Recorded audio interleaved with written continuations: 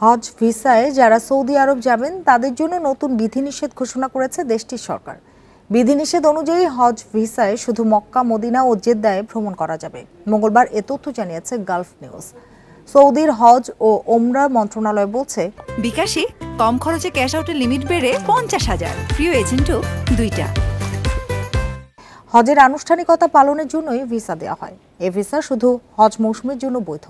হজ ভিসায় Mecca, Medina oh জেদ্দার বাইরে ভ্রমণ করা অবৈধ বলে জানিয়েছে সৌদি সরকার।